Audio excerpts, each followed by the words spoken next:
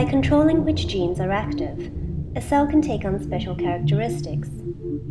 Muscle cells and neurons have the same DNA but perform different functions because they use different sets of genes.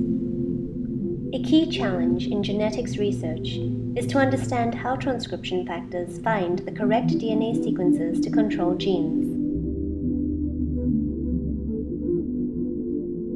In the nucleus, DNA is condensed into a DNA-protein complex called chromatin. In places where genes are being expressed, there are often zones of naked DNA. We will now explore ways that transcription factors interact with these zones.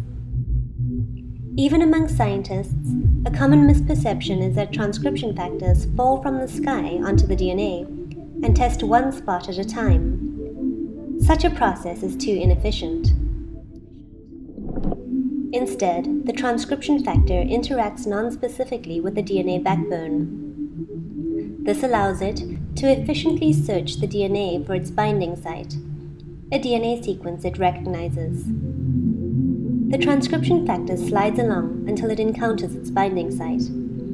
Then it changes conformation to interact specifically with nucleotides on the interior of the helix. Now the transcription factor can stay and interact with other proteins for transcription. Or it can become dislodged by many factors, which could include movement of the DNA or interaction with other proteins. Studies have suggested that transcription factors sometimes move from one part of the DNA to another. Short hops might allow them to bypass other proteins or to hop over compacted sections of DNA. When the transcription factor lands on another segment of DNA, short hops become big jumps. Although the other strand is nearby in three-dimensional space, it may be much farther away on the chromosome, or on another chromosome entirely. There are 1,500 different types of transcription factors in human cells.